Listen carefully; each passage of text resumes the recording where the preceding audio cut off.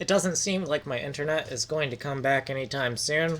Well, I reset the router, got internet for like 1 minute, and then the router died again. So, we're just going to have to take a guess at what those function names are. So right here in our getting that sampler uniform, I am fairly certain that the uniform for the samplers is a integer, not an unsigned integer. So I could make a note. So let's get rid of this obnoxious coloring here. Pretty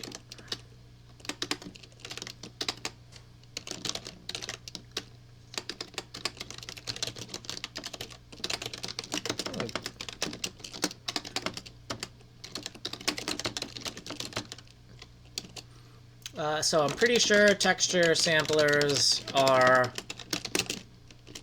signed integers, and you use IV instead of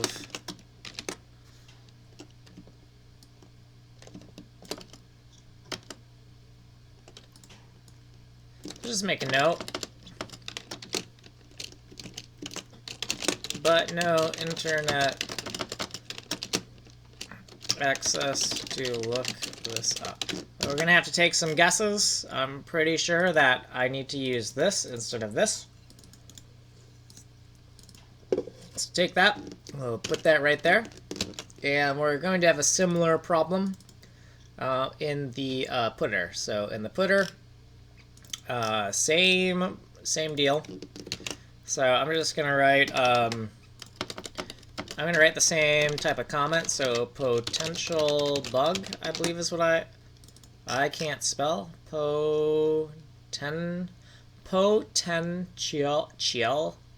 Potential what? Why is it IAL? Shial? Tial? Potential? Potential? Potential? Potential? Potential? Potential? Potential? Okay, let's stop obsessing over that. Really all I need to make sure is that these tokens are identical. It doesn't matter if the spelling is wrong. What matters more is that they are identical. They're identically spelled. If they're both identically wrong or but identically correct, that doesn't matter. Okay. So pretty sure samplers are signed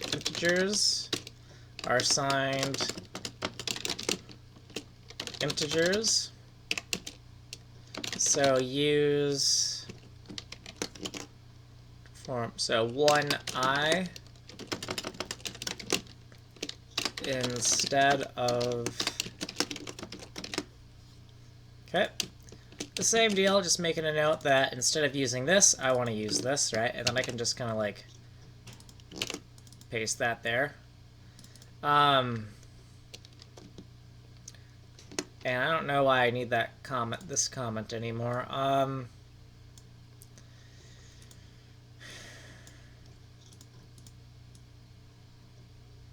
So we'll just remove that. And so let's see. Do I have the same similar comment? Yeah. Actually, we could keep put unit. This could be put uniform. So this is put uniform value. And this one is just get uniform. So get uniform. Oh, I see why I wrote it that way. We'll just say, for consistency, we'll call it. Okay, so we have a get uniform and a put uniform. And this is going to just be 1i instead of ui because the uniform value is a signed integer, I believe.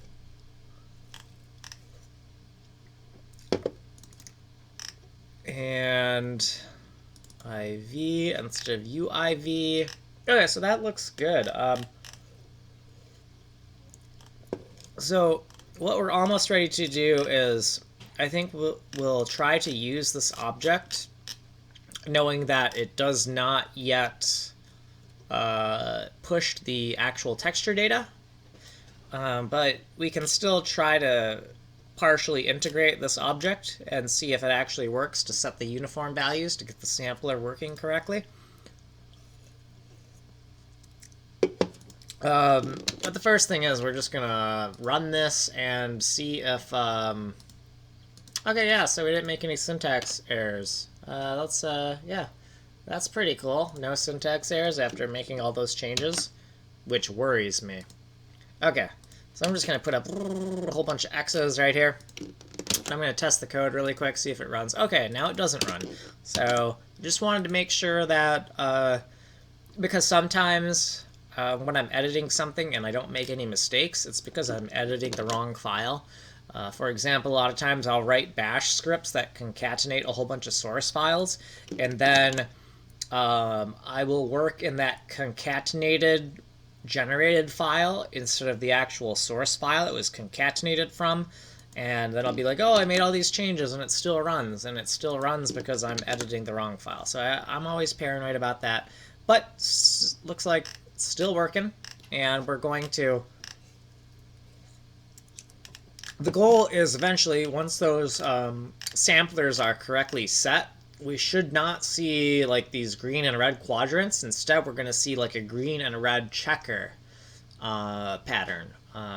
But right now we're only seeing these weird splotches because the texture sampler is kind of like sampling every other pixel, because this is a 512 by 512 canvas and the texture we're sampling is 1024 by 1024, and we're supposed to be sampling the 512 by 512, but we don't have the samplers set up correctly, and hence that's why we're seeing that. Okay, so over here, let's try to integrate this stuff. So we got this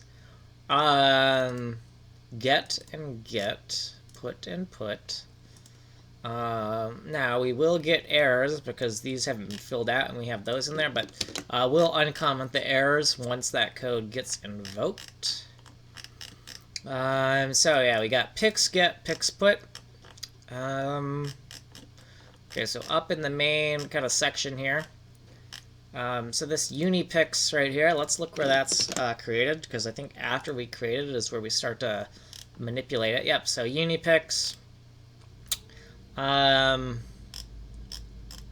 We could do it in the actual loop where we're looping over the data.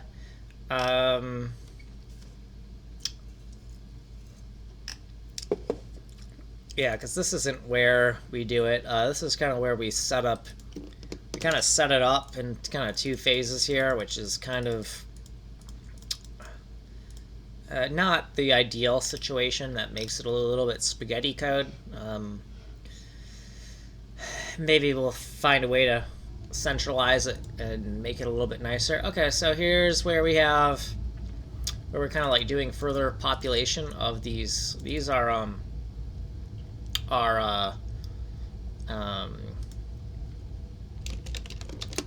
these are, both of these are actually unipix types.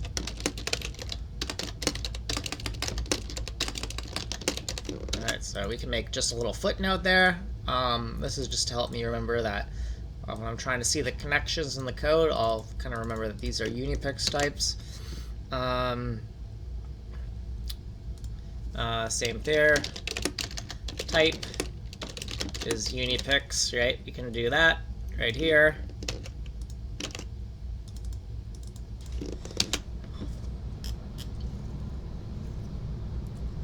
Okay, so we have an initial loop through, validate the data in the array. Okay, and the pixel width, the pixel height, the number of components, and then also the length of the data. So that's just a validation step, that's fine. And then here's where we're actually populating, and we are still in a loop. Like, this is a big loop, isn't it? So we just want to make a note down here, because this is such a big loop we can lose sight of the fact that we're still in a loop, and we don't want to lose sight of that. So what we do is I'm going to use some back in the day when I used Visual Basic. So obviously not the same syntax, but the same phrasing of next and then the variable name. That's just to help me know what that belongs to. So, because I know, I mean, like maybe it would be more appropriate to say like loop I. But you know, this is my convention because I just kind of take things from different languages and use the parts I like. And I do like that aspect of loops in Visual Basic, so I'll keep that. Okay, so here's where we're setting up the texture, and all this should go into the actual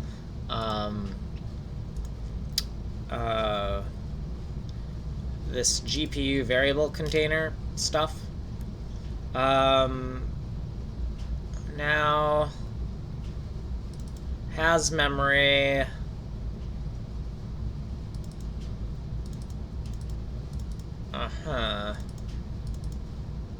Object.ceil. Okay, you know what? So we should probably.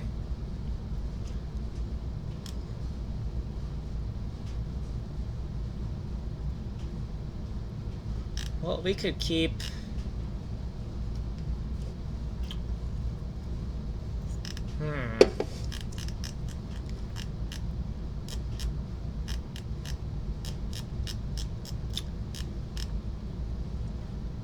I'm just trying to think about. Well, I guess since we're doing the stuff.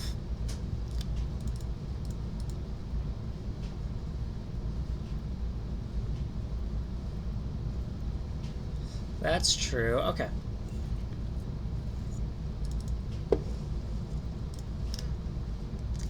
Yeah, let's not, I thought about it. Let's not,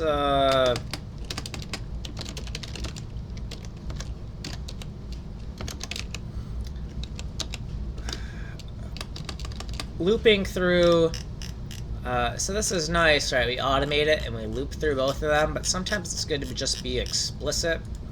Because that when you're more explicit, it's more to type, but it's also easier to like trace down, and it's when you don't use a loop, there's less mental indirection, right? And we already have this section that's using the GPU variable container and accessing the U32 put, so we could do it right here. And the other thing is dash line I3x. Can we get that? Okay, so that is a thing. Hold on. So I want to check my notes here. So it looks like line I3x. Yeah, I thought that was a thing. Is it not like dash line I3x? Is that not a thing? Dash line I3x. Okay, so that's the thing that's missing. Okay, so I'm just making.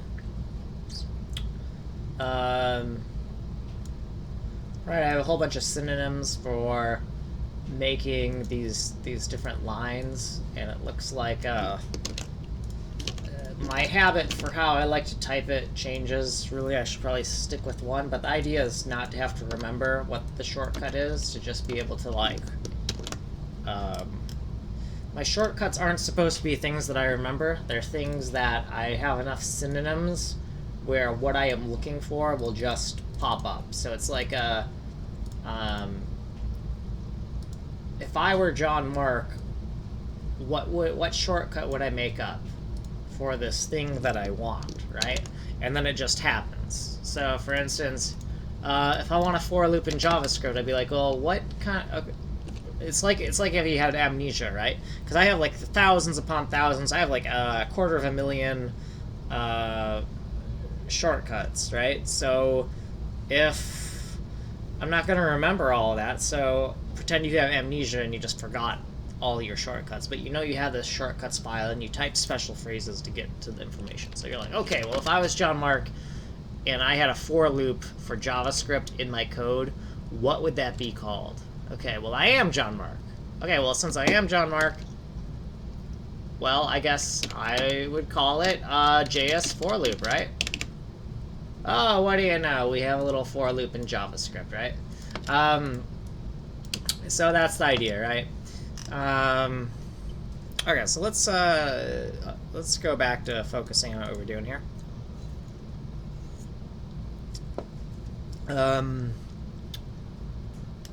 We are going to start making some subdivisions here, and the names of these were, what were they called? They're way up here, right? So isomem and the main memory. Alright. So isomem, and the values, unlike here where we're setting the values, these have already been explicitly set in the loops. So we're just trying to persist them now, right?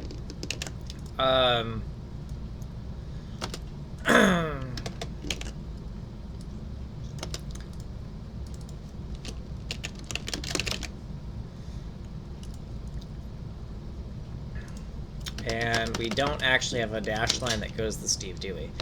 Dash line I4x64. Well, I guess it's time to make one. So you'll notice that a lot of, like, I'm really indented really deep right now, right? So it's like, oh man, if you're indenting that deep, you're probably doing something wrong, except the only indentation from an actual scope is 1. I'm actually only, scope-wise, this is actually indented only 1, right? Because this is the scope it belongs to. But the idea is that I like to use, I like to minimize the scopes, but then if I have extra indentation and room to use it, I'll use it to just help subcategorize things. Sometimes that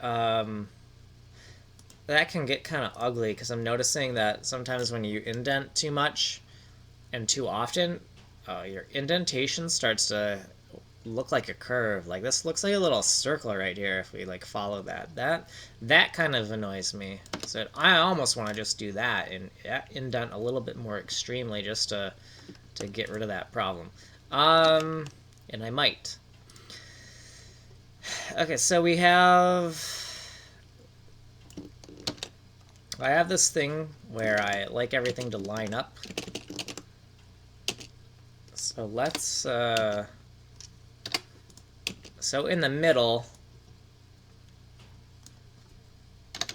okay, 1, 2, 3, and 4. So that's 4 levels of indentation. We're going to take that, and we have some shortcuts over here. We're going to make another entry, right?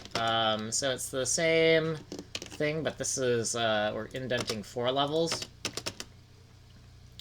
And we can take this that we already have, and we'll go over here, and actually let's open up a completely new tab, because we don't want to accidentally mess with the notes we're taking here. So it's just like the I3 part. We're going to take that I3, we're going to make it into an I4, and we'll replace all. Okay, so now all these synonyms should be good to go. And now we can... Why did I... Oh, yeah, is that... I don't know why that's there. That makes... Yeah, so we'll take all these synonyms that are now I4 right there, line up with all these, and we'll just go paste, fine. And you know what? I want one that is indented 5 as well, so I'm going to take this. I'm going to change these I4s to I5s. I is for like indentation level.